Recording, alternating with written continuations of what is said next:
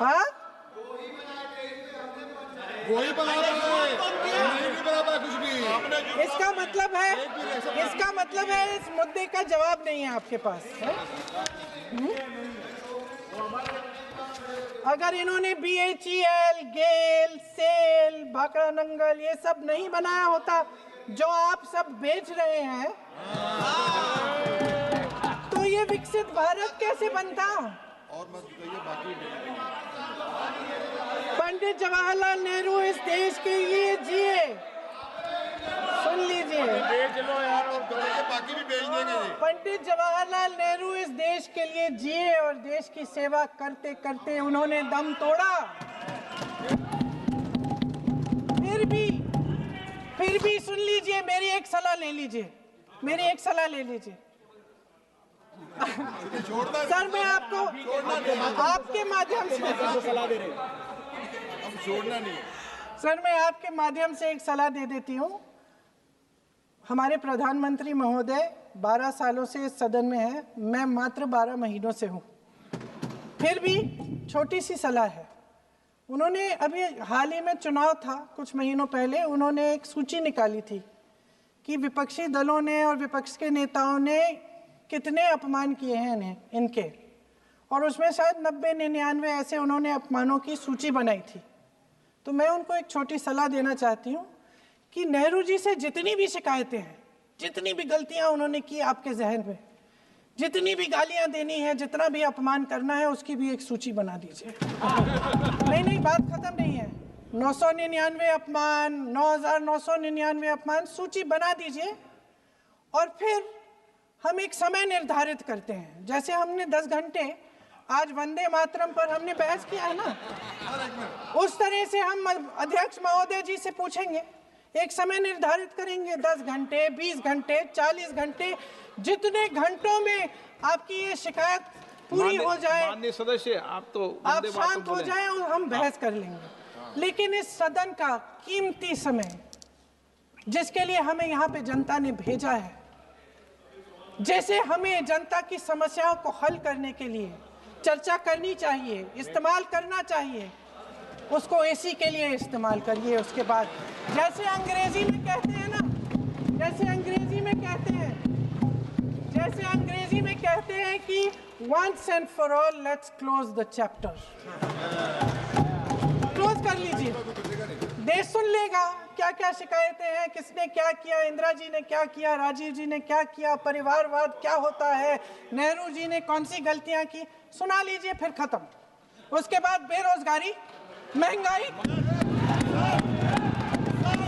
महिलाओं की समस्याएं, जो PMO में हो रहा है उसकी बातें, उसकी चर्चा, जो बैटिंग ऐप के बारे में हो रहा है PMO के अंदर, आप सदस्य प्लीज, जो एप्स्टीन फाइलों में आपके मंत्री महोदय के नाम निकल आए हैं, माननीय उसकी चर्चा करेंगे। आप वंदे मातरम में बोले।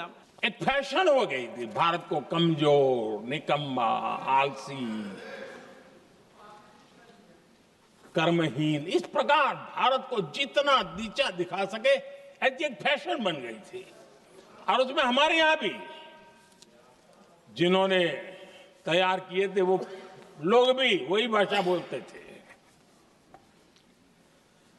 तब बंकिम दा ने उस हीन भावना को भी झकझोरने के लिए और सामर्थ्य का परिचय कराने के लिए वंदे मातरम के भारत के सामर्थ्यशाली स्वरूप को प्रकट करते हुए आपने लिखा था,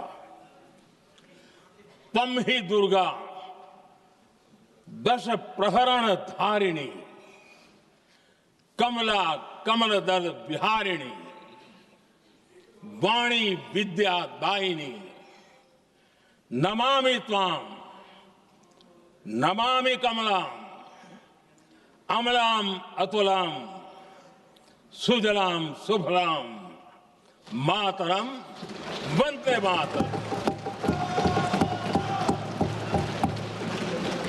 अर्थात भारत माता ज्ञान और समृद्धि की देवी भी है और दुश्मनों के सामने अस्त्र शस्त्र धारण करने वाली चंडी भी है।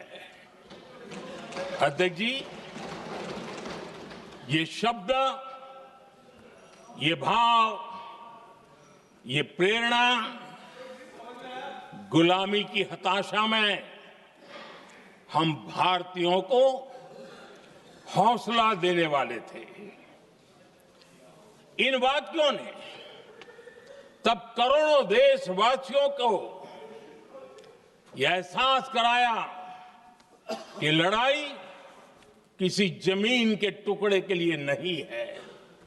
ये लड़ाई सिर्फ सत्ता के सिंहासन को कब्जा करने के लिए नहीं है।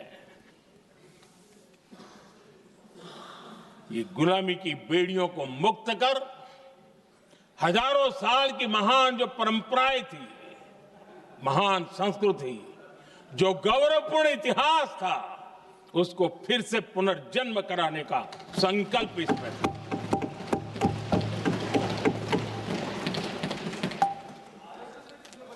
आदरणीय अध्यक्ष जी,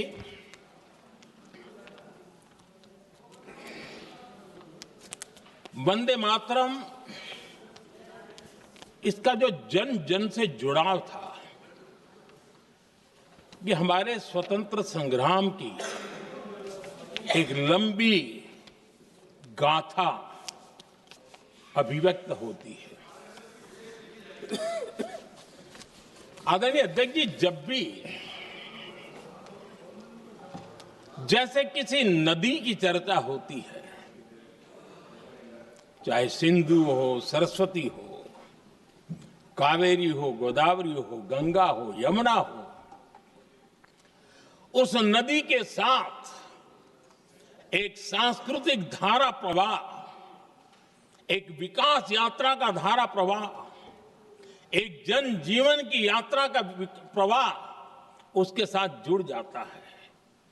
लेकिन क्या कभी किसी ने सोचा है कि आजादी जंग के हर पड़ाव, वो पूरी यात्रा वंदे मातरम की भावनाओं से गुजरता था, उसके तट पर पल्लवित होता था। ऐसा भाव काव्य शायद दुनिया में कहीं उपलब्ध नहीं होगा। आदरणीय अध्यक्ष जी,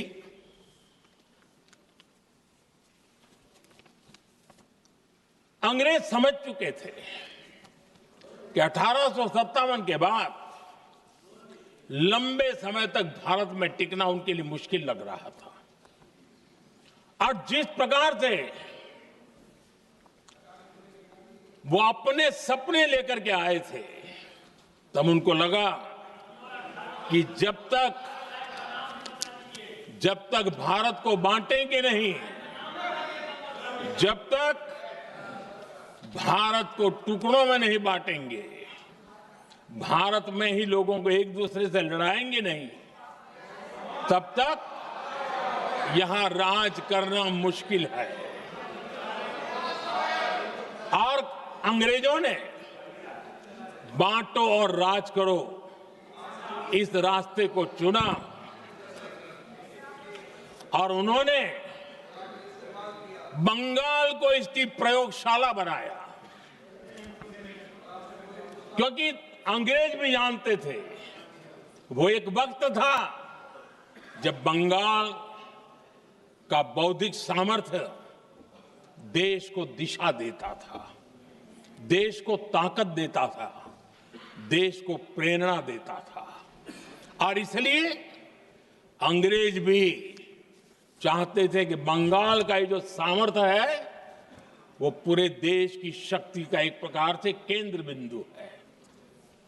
और इसलिए अंग्रेजों ने सबसे पहले बंगाल के टुकड़े करने की दिशा में काम किया। और अंग्रेजों का मानना था कि एक बार बंगाल टूट गया तो ये देश भी टूट जाएगा और वो यावत चंद्र दिवाकरो राज करते रहेंगे, ये इनकी सोच थी।